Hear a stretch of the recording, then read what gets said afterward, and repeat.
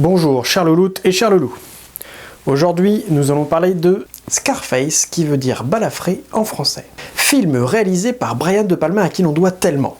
Carré au bal du diable en 76, Pulsion en 80, Blowout en 81, Les Incorruptibles en 87, Outrage en 89, Mission Possible en 90, L'Impasse en 93, Snake Eyes en 98...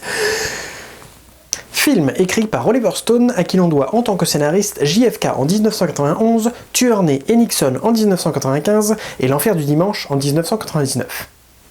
La notation sans suspense, ça va très haut. On débute sans plus attendre. Scarface veut dire balafré en français, parlant donc de la cicatrice qu'a Tony Montana sur son œil gauche. La définition de balafré nous dit « longue entaille faite par une arme tranchante, particulièrement au visage ». Ceci nous indique donc qu'il a souffert et est marqué suite à un combat dont il n'est pas sorti indemne. Une souffrance encore physiquement visible. Les yeux représentent ce que nous sommes, ce par quoi nous pouvons communiquer avec le monde extérieur, mais ils sont aussi un portail vers le moi intérieur, en particulier lorsque nous disons que nous pouvons percer quelqu'un un jour en le regardant, en pénétrant son regard. L'œil est donc une partie de notre identité, une très grande.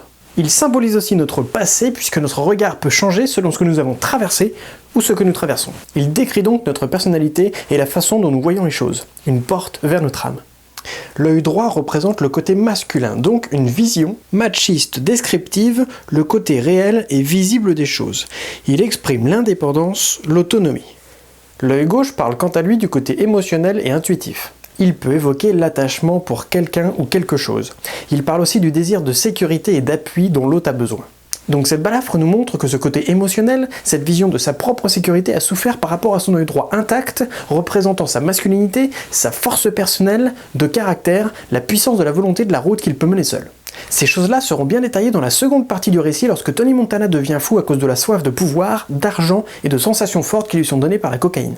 Ce qui va l'amener à se perdre définitivement ainsi que contribuer à la perte de tous ceux qui étaient là pour lui. Une pure destruction personnelle dont l'évolution tout au long du récit est détaillée d'une main de maître, à un point si brillant que les séquences en elles-mêmes et ce qu'elles décrivent prennent encore plus d'importance que la façon dont il les filme, tellement le corps du film est puissant et construit. Dès le début du film, sur fond noir et même pendant la présentation d'Universal, la musique débute.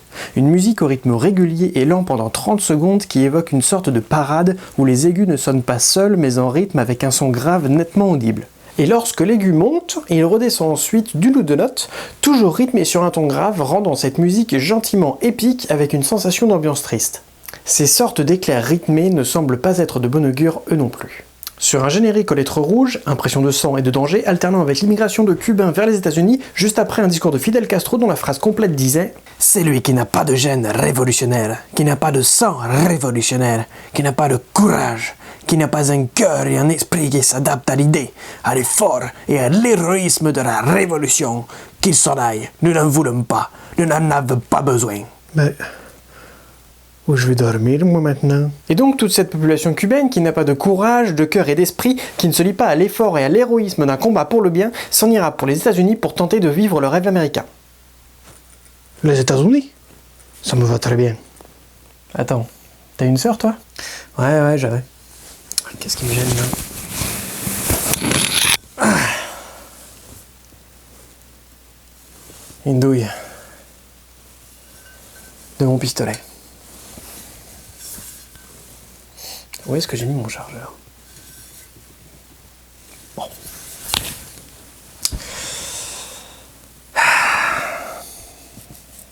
Bon. Ça n'a pas duré très longtemps. Comment ça? Ben... Elle a dit aux parents que c'était de ma faute si la baraque avait cramé. Parce que je voulais m'allumer un joint. Dans ma chambre. Près de mon rideau.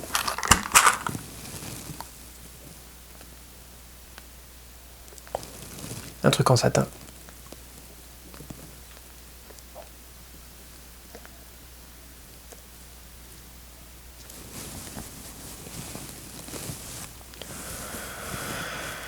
Ouais. Et à côté, il y avait 2 étagères remplies de bobines de pellicule en nitrate.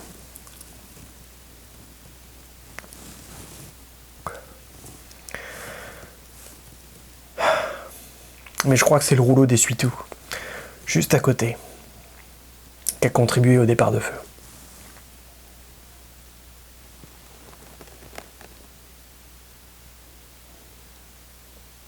Oh, t'inquiète, on s'en est sorti.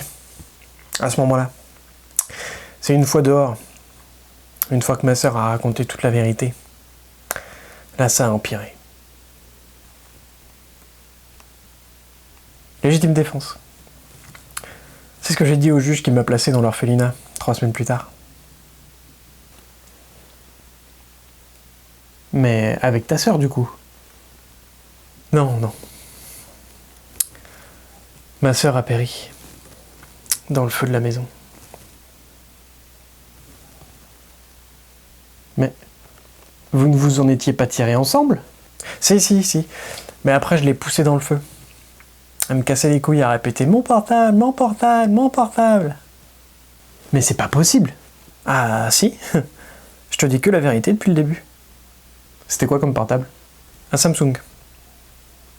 En plus. Limite, ça me ferait plus chier de perdre un Samsung en fait. Ouais. Du coup, elle me saoulait, je lui ai dit « Tiens, je crois que t'as un appel », puis je l'ai poussé. Elle l'a bien pris? Ah oui. Elle s'est prise le coin de la table basse dans l'arcade. Puis après, avec le feu, les cheveux sont partis d'un coup. Ça va vite. Hein.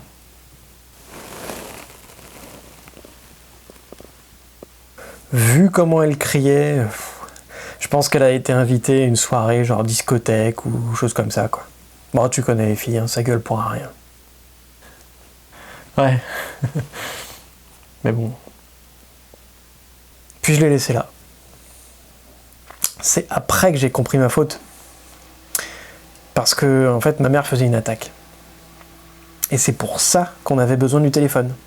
C'est pour ça que ma soeur le cherchait. Du coup, tout le monde a fini dans le feu. Sinon, j'aurais pris cabane. On se parlerait pas, là, nous. Hein. Non, c'est sûr, ça, oui. Mais... Oh, t'inquiète. C'est pas si terrible. J'ai tout de même réussi à sauver mon joint. Ça m'a permis d'attendre l'arrivée des pompiers. Quelle histoire.